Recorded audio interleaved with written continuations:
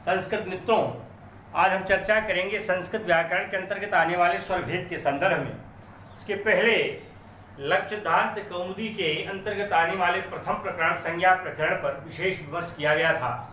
उसके अंतर्गत आने वाले माहेश्वर सूत्र और उससे बनने वाले प्रत्याहारों पर विशेष चर्चा की गई थी और उसके अंतर्गत आने वाले विभिन्न सूत्रों पर भी विमर्श किया गया था।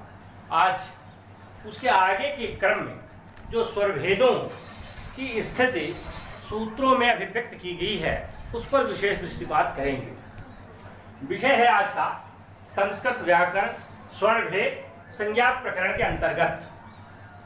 ये चर्चा हो चुकी थी कि महर्षि पाणिनि के द्वारा गढ़ी गई अष्टाध्यायी का जो सूत्र क्रम है उसके अतिरिक्त वरदराज ने अपनी लक्ष्य सिद्धांत कौमुदी में सूत्रों का एक व्यतिरिक्त क्रम भी निर्धारित किया है। वे सूत्रों के पहले 1 2 3 4 5 6 करके उसका क्रम संधारित करते हैं, जबकि पाणिनि अष्टाध्यायी का सूत्र क्रम जो भी है वह सूत्रों के बाद में लिखा जाता है। तो हम लोगों ने संज्ञा प्रकरण के अंतर्गत पिछले 3 भागों में लगातार 3 भागों में चर्चा हुई है संज्ञा प्रकरण और माहेश्वर सूत्र दोनों की मीमांसा के संदर्भ को लेकर के सूत्र प्रक्रिया के साथ। तो जो इसके पहले के 4 सूत्र थे उनमें उन सबकी 3 भागों के अंतर्गत चर्चा हुई है। अब चौथा भाग व्याकरण के संदर्भ में जो हम आज बताने का प्रयास करेंगे उसके अंतर्गत 5वें नंबर के सूत्र से लेकर के वरदराज के लक्ष्य सिद्धांत कौमुदी के क्रम विन्यास की स्थिति ये है कि 5वां 6ठा 7वां 8वां और 9वां 9 सूत्र यहाँ पर विन्यस्त हैं। इन्हीं 9 सूत्रों पर हम चर्चा करना प्रासंगिक समझेंगे। अब यहाँ प्रक्रिया देखनी है स्वरभेद की। यह एक नया चैप्टर सा है क्योंकि माहेश्वर सूत्र के अंतर्गत जो 14 खंड हैं और उनमें सबसे पहले स्वरों की चर्चा आई है। उसमें 5 मूल स्वर या स्वतंत्र स्वर हैं और उसके बाद 4 संयुक्त स्वर हैं। अ ई उ री द्री ये 5 मूल स्वर या स्वतंत्र स्वर कहे जाते हैं। ए ओ आई औ ये 4 संयुक्त स्वर कहे जाते हैं। इन्हीं 9 स्वरों के संदर्भ को लेकर के उनके भेद प्रभेद की स्थिति देखनी है। भेद जो भिद धातु से घय प्रत्यय लग करके बना हुआ शब्द है, ये स्वर के संदर्भ में 3 प्रकार का देखा जाता है। कालकृत भेद, ध्वनिकृत भेद और नासिकाकृत भेद। तो इसलिए कालकृत माने काल माने समय, तो जो समय के आधार पर किया गया भेद है उसे कालकृत भेद कहते हैं।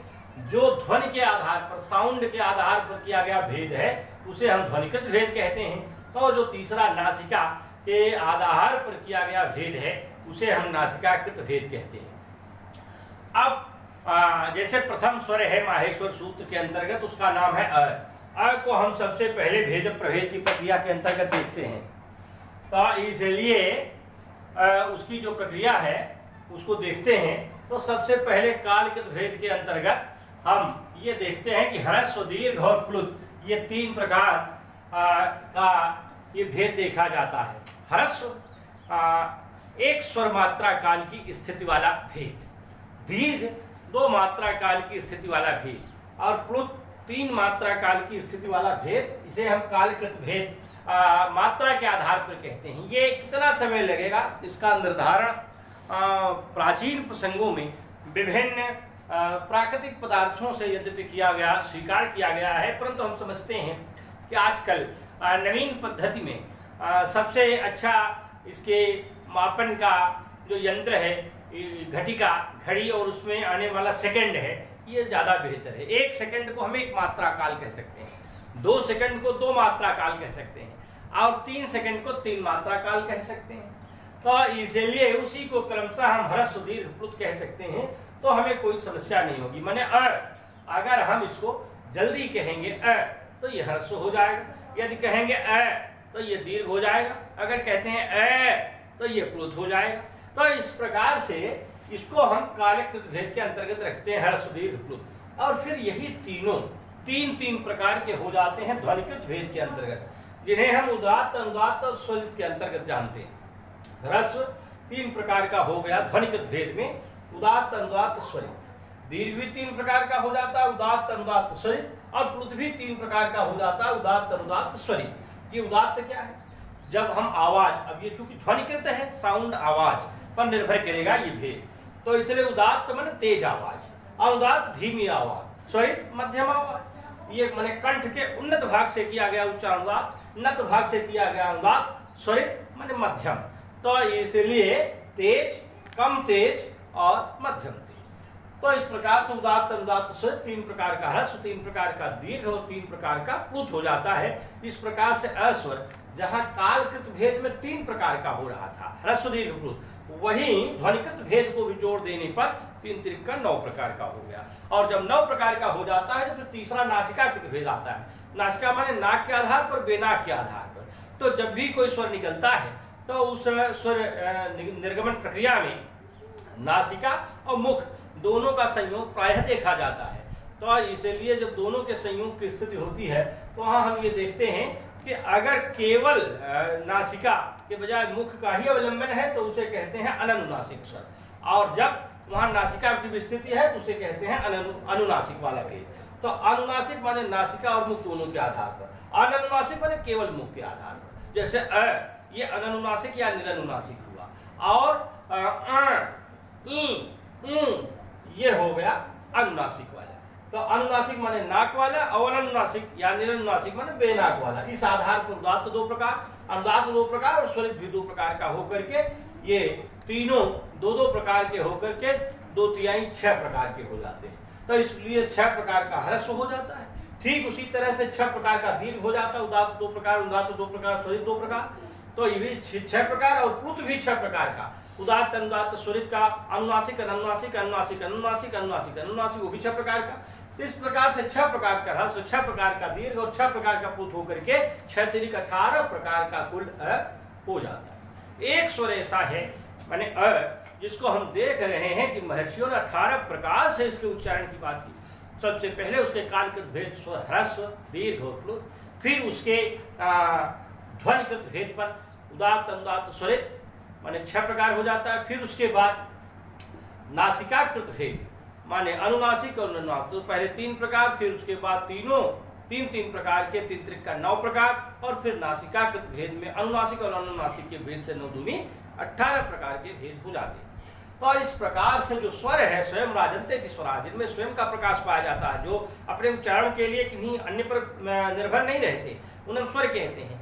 वे उनमें से अ, ई, उ, री आदि 18 प्रकार के भेदक हो जाते हैं, बोधक हो जाते हैं। 18 प्रकार इनके दिखाई पड़ने लगते हैं। जबकि व्यंजन स्वयं प्रकाशमान नहीं होते, व्यंजनों के माध्यम से अपने को प्रकाशित करते हैं, उच्चारित कराते हैं। तो इसलिए परैः स्वरैः व्यंजनानि, ये व्यंजनों की परिभाषा की जाती है। तो इस प्रकार से हमने देखा कि 18 प्रकार का भेदक है, 18 प्रकार इसके दिखाई पड़ते हैं। इसी तरह से ई का, इसी तरह से ऊ का, इसी तरह से री का भी दिखाई पड़ता है, 18 प्रकार। अब जो बातें यहाँ पर लिख दी गई, इन बातों को सूत्रों में कहा गया है। तो पाणिनि ने जो अष्टाध्यायी में सूत्र दिए हैं उनको वरदराज ने अपने लक्ष्य सिद्धांत कौमुदी में इस सीधे क्रम से रखा है, और सीधा क्रम विन्यास भी हम लेकर चलते हैं।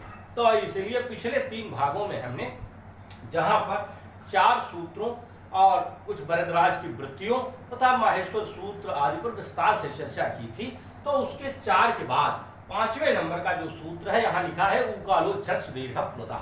ये सभी बड़े महत्वपूर्ण सूत्र हैं। इसलिए सभी जिज्ञासुओं को चाहिए कि आज प्रतिस्पर्धा की स्थिति में विशेष रूप से एक एक शब्द का विश्लेषण करना आवश्यक है।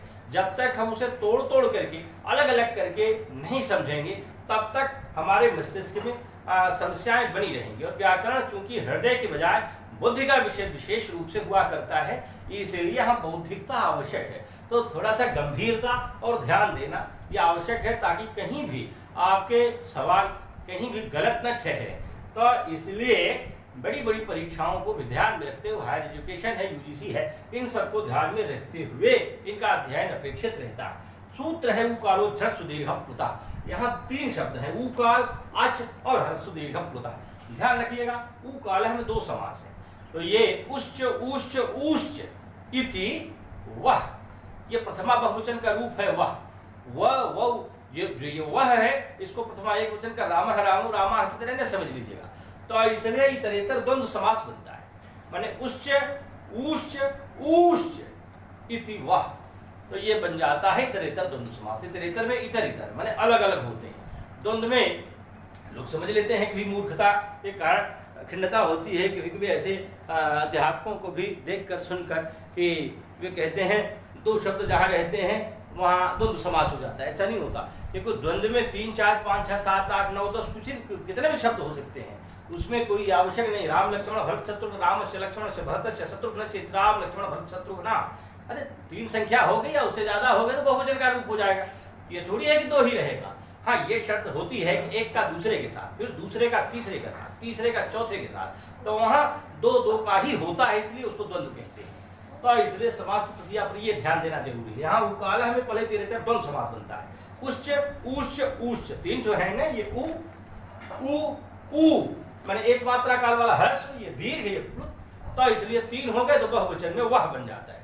और फिर यहाँ पर दूसरा समास बनता है बहुव्रीहि समास। वाम काल है, काल है या शेषा उ काल है, माने उ और उ की तरह, उ में लगे हुए समय की तरह समय है जिन का ऐसे स्वर, तो यहाँ पर हो जाता है बहुव्रीहि समास। तो इसलिए उच्च उच्च उच्च इति वह इतरेतर द्वंद्व समासः, और वाम काल है कालो यस्य सह, वह हो गया बहुव्रीहि समास। तो इसलिए यहाँ उ और उ की तरह जिन जिन स्वरों का उच्चारण की स्थिति है वे क्रमशः कहे जाते हैं क्या? ह्रस्व दीर्घ प्लुत। ह्रस्व दीर्घ और प्लुत कहे जाते हैं। यहाँ पे 3 हो गए, तो ह्रस्वस्य दीर्घस्य प्लुतस्य इति ह्रस्व दीर्घ प्लुता, ये बहुवचन हो जाता है। किंतु यहाँ सौत्र है, और सौत्र प्रक्रिया के तहत माने सूत्र के अंतर्गत जो निबंधन किया जाता है वहाँ एक वचन में भी रखा जा सकता है। तो इसलिए हम बहुवचन के बजाय एक वचन का प्रयोग कर दिया गया है, ह्रस्व दीर्घ प्लुता, न कि ह्रस्व दीर्घ प्लुता। तो इसलिए 3 ये हैं, यहाँ भी 3 छिपे हैं, उ, तो यहाँ उ का ह्रस्व, उ दीर्घ, उ प्लुत, ये इसका समाधान ह्रस्व दीर्घ प्लुत हो जाता है। यहाँ बीच में अच है, अच माने स्वर, यहाँ अवग्रह लगा हुआ है, अवग्रह है हल्का, हालांकि वैकल्पिक है, चाहे तो कर सकते हैं, न चाहे तो हटा देंगे तो भी वही अर्थ देगा। और यहाँ ह्रस्व दीर्घ प्लुत है, क्योंकि मोबाइल वगैरह में अक्सर बनाने में भी यहाँ पर कभी कभी अवग्रह कम मिलता है, तो इसलिए न भी मिले तो कोई बात नहीं, डिस्टर्ब होने की आवश्यकता नहीं है, क्योंकि ये अभिनव प्रक्रिया में आया हुआ है संस्कृत में। पुरानी प्रक्रिया में बिना इसके भी लिखा जाता था और लोग समझते भी थे। तो इसलिए ह्रस्व दीर्घ प्लुतः में जो ह है यहाँ बाद में, अब उसके पहले च है, च को ज हो जाता है, और वही झय होने तरस्याम, जैसे वाघहरी वाघहरी, तजहीनम तज्झीनम, तो वहाँ चौथा वर्णादेश हो जाता है, वैकल्पिक होता है। तो इसलिए यहाँ चवर्ग का चौथा वर्ण ज है, इसलिए ह के स्थान पर विकल्प से ज हो गया है, तो उकालो ह्रस्व दीर्घ प्लुतः ये बन गया। तो यहाँ उ क्रमशः ह्रस्व दीर्घ और प्लुत कहे जाए, और इनकी तरह जिन का उच्चारण, जिनकी स्थिति क्रमशः 1 मात्रा काल, 2 मात्रा, 3 का मात्रा काल की बने, ऐसे अच भी ह्रस्व दीर्घ और प्लुत कहे जाए। तो इसलिए यहाँ ह्रस्व दीर्घ प्लुतः और उकाल दोनों का परस्पर साम्य भाव है। तो इसलिए चूंकि यहाँ ह्रस्व दीर्घ और प्लुत तीनों की संज्ञा बता रहा है, ये तीनों संज्ञा है उ और उ की, तो इसलिए संज्ञा सूत्र के अंतर्गत इसको स्थापित भी किया गया है। कभी कभी यही एक सवाल बन जाता है कि संज्ञा सूत्र निम्नलिखित में से यह सूत्र किस प्रकार का सूत्र है, माने हु पालो ह्रस्व दीर्घ प्लुतः किस प्रकार का सूत्र है? 4 सूत्र दे दिया, संज्ञा सूत्र, भाषा सूत्र, देश सूत्र, नियम सूत्र, तो ध्यान रखिएगा संज्ञा सूत्र है। और यहाँ 2 समास बनते हैं, यहाँ भी इतरेतर द्वंद्व समास बनता है ह्रस्व दीर्घ प्लुतः। तो ये 2-3 बातें हैं, ध्यान रखिएगा। ये यही बात है, ह्रस्व दीर्घ और प्लुत को यहाँ पर इसने व्याख्यात कर दिया। अब एक सवाल कभी कभार पूछ लेते हैं, इंटरव्यू का भी सवाल है ये, कि यहाँ पर उ को क्यों लिया, उ काल है क्यों लिया? भाई हर जगह तो उन्होंने माहेश्वर सूत्र में आई उन में पहले नंबर पर स्वर रखा, तो यहाँ पर उ को क्यों रखा? तो ये आप स्वयं समझ सकते हैं, क्योंकि ओंकार ब्रह्म है, माने सारे ब्रह्मांड में किसी की सत्ता नहीं सिवाय ब्रह्म की, इसलिए सारे देवता मरेंगे, जितने भी उच्च योनियों वाले लोग हैं कोई नहीं रहेंगे अमर, तो इनको लंबे समय तक बने रहने के आधार पर कहा जाता है। किंतु वास्तव में तो ब्रह्म सत्यम जगत मिथ्या, जीवो ब्रह्म केवल ब्रह्म ही से एकमात्र सत्य है और कुछ है ही नहीं। तो इसलिए ब्रह्म शब्द ब्रह्म की अवधारणा की गई है, अवधारणा व्यक्त की गई, सिद्धांत बनाया गया है व्याकरणों ने कहा अक्षरम परमम ब्रह्म। तो इसलिए हमारे यहाँ तो उपनिषदों ने अक्षरम परमम ब्रह्म, अक्षर ही परब्रह्म है, और व्याकरणों ने शब्द ब्रह्म की अवधारणा की, ओमित्येकाक्षरम ब्रह्म, ये कहा गया। तो ओम ही प्रणव है, ओंकार है और वही ब्रह्म है। और ओ में अ, उ और मई वर्ण होते हैं, तो वहाँ अ की बात तो माहेश्वर सूत्र के अंतर्गत अ उ के अंतर्गत रख दी गई थी, लेकिन उ नहीं रखा गया था, तो वहां पर अ था, तो दूसरे नंबर पर उ को रख दिया। उ कालो धर्म दीर्घ प्लुत में उ आ गया, तो इसलिए अ और उ दोनों को क्रम से कह दिया गया। अब लोग कहते हैं कि अ ई उ ना अगर क्रम से रखते तो वहां ई आना चाहिए, लेकिन चूंकि ओंकार में अ के बाद उ ही है, ई नहीं है, इसलिए दूसरे नंबर पर उसका रखा जाना भी प्रासंगिक ही है, उचित ही है, समीचीन ही है, इसमें कोई दिक्कत नहीं। तो इसलिए वो कालो झस दीर्घ पूता ये सूत्र हो गया। अगला है, अगला सूत्र आवे उसके पहले यहाँ वृत्ति लिख दी है। भरद्वाज ने कहा स प्रत्येकम उदात्तादि भेदेन त्रिधा का, उदात्तादि के भेद से ये फिर ह्रस्व दीर्घ प्लुत तीनों तीन प्रकार के हो जाते हैं। माने ह्रस्व 3 प्रकार, दीर्घ 3 प्रकार, प्लुत 3 प्रकार और उदात्त अनुदात्त स्वरित, उदात्त अनुदात्त स्वरित, यही लिख दिया। उदात्तादि भेदेन है, मैंने उदात्त आदि के भेद से, आदि माने आदि में ये दोनों आ जाते हैं अनुदात्त और स्वरित, इसलिए उदात्त आदि के भेद से उदात्त और आदि माने अनुदात्त और स्वरित के भेद से त्रिधा 3 प्रकार का हो जाता है। तो ये वृत्ति हो गई। अब सूत्र आया उच्च उदात्त का। उदात्त किसे कहते हैं? तो कहा उच्च उदात्त है, जो उन्नत कंठ से उच्चारित किया जाए उसे उदात्त कहते हैं। नीचा अनुदात्त है, जो कंठ के नत भाग से उच्चारित किया जाए उसे हम अनुदात्त कहते हैं। ये उदात्त में प्रथमा का एक वचन है, अनुदात्त में प्रथमा एक वचन में। पूछ लिया जा सकता है कि उच्च उदात्त में उच्च ही है, तो 4 विकल्प दिए रहेंगे। तो माने प्रथमा एक वचन में, द्वितीय एक वचन में, तृतीय बहुवचन में, उक्त में से किसी में भी नहीं, तो आप क्या कहेंगे? तो ये इसलिए इस पर विमर्श करने की आवश्यकता होती है, क्योंकि यह अव्यय पद है और अव्यय में सुप लगता है और अव्यादात सुप से सुपा लोप हो जाता है। तो इसलिए उच्च उदात्त में उदात्त की विशेषता बताने वाला ये शब्द है उच्चई। तो ये उच्चई में ये न समझिएगा कि राम ही की तरह तृतीय बहुवचन वाला प्रत्यय लगा हुआ है, तो इसलिए ये प्रायः प्रथमा के अर्थ में ही प्रयुक्त होता है। तो इसलिए ये प्रथमा एक वचन में है, तो ये भी प्रथमा एक वचन में ही है। तो इसलिए उच्चई उदात्त मैंने क्योंकि विशेषण विशेष भाव एक विभक्ति और एक वचन में ही प्रायः होते हैं, तो इसलिए उच्च उदात्त है। यहाँ तृतीया का बहुवचन नहीं है, न यहाँ तृतीया का बहुवचन है, तो ये उच्च ही है और नीचे ही, ये अव्यय पद हैं। और उदात्त और अनुदात्त के आधार पर प्रथमा एक वचन के अंतर्गत ही प्रयुक्त पाने जा सकते हैं। तो इसलिए यहाँ भी उदात्त और अनुदात्त था स्वरित, समाहार स्वरित माने समाहार को स्वरित कहते हैं। मध्यम गति जहाँ दिखाई पड़े, न कंठ का उन्नत भाग न नत भाग, मध्यवर्ती भाग यहाँ दिखाई पड़े उसे स्वरित कहते हैं। ये तीनों की ही यहाँ संज्ञा का अवतरण हुआ है, इसलिए तीनों ही ये भी संज्ञा सूत्र हैं। तो ध्यान रखिएगा, यहाँ पहले वाला भी संज्ञा सूत्र, ये भी संज्ञा सूत्र, ये भी और ये भी सब संज्ञा सूत्र है। अब एक और बच जाता है का मुख नासिका वचन अनुनासिका, माने मुख नासिका वचन अनुनासिका। अनुनासिक किसे कहते हैं? इसकी परिभाषा इन्होंने दे दी। मुख और नासिका का जो वचन होता है, वच धातु ल्युट प्रत्यय से योगी प्रत्यय वचन इति शब्द, तो इसलिए मुख नासिका वचन माने मुख और नासिका दोनों से युक्त जो स्थिति है उसे हम कहते हैं अनुनासिक। तो इसलिए अनुनासिक में मुख और नासिका दोनों रहता है, जबकि आगे देखेंगे आएगा नासिका अनुस्वारस्य, माने अनुस्वार का उच्चारण स्थान नासिका है। तो अनुस्वार और अनुनासिक ये दोनों भिन्न भिन्न हैं, क्योंकि अनुस्वार में केवल ये बिंदी दिखाई पड़ती है, तो इसलिए जैसे रामम गृहम, तो इसलिए जो ये ऊपर का अनुस्वार है चढ़ा रहता है ये अनुस्वार कहलाता है, और जबकि अनुनासिक आधा कटा चंद्रमा इसके ऊपर बिंदी होती है, तो ये रहता है, तो इसे कहते हैं अनुनासिक। तो इसलिए अनुनासिक और अनुस्वार में वहाँ ये पार्थक्य दिखाई पड़ता है। प्रोफेसर अध्यापक साधन से इलाहाबाद विश्वविद्यालय के निवर्तमान प्रोफेसर रहे, विभाग के अध्यक्ष रहे और वाइस चांसलर भी थे इलाहाबाद यूनिवर्सिटी के, बड़े दर्जे के विद्वान हैं। उन्होंने इस बात को स्पष्ट लिख दिया है कि नासिका अनुस्वारस्य माने अनुस्वार का उच्चारण स्थान नासिका है, और वहाँ नासिका है, जबकि अनुनासिक केवल नासिका से नहीं बल्कि मुख के साथ भी उच्चारित होता है। मुख नासिका वचन अनुनासिका है। अब ये है कि ये समझने वाली बात है कि मुख बंद कर लेने के बाद किसी भी स्वर का उच्चारण केवल नाक से नहीं हो पाता, वहाँ मुख का सहयोग अपेक्षित ही रहता है। तो नासिका अनुस्वारस्य में भी वहाँ मुख को नासिका से के साथ संयुक्त करना ही पड़ता है, भले ही वहाँ नासिका का एक विशिष्ट बल रहता है। यही कारण है कि श्री धरानंद शास्त्री खिल्डियाल ने इस बात को स्पष्ट कर दिया है कि ये इस भेद के बजाय बल्कि जो मुख है वह सिर्फ सरलीकरण के लिए मुख्य रूप से रखा गया है, ताकि ये समझा जाए, क्योंकि मुख के बिना तो किसी का भी उच्चारण संभव नहीं है। तो इसलिए सामान्य जन के अवबोधन के लिए यह आवश्यक हो जाता है कि जाने की नासिका के साथ साथ मुख की भी अपेक्षा है, क्योंकि मुख की जरूरत सब में है, नासिका की जरूरत सब में नहीं है।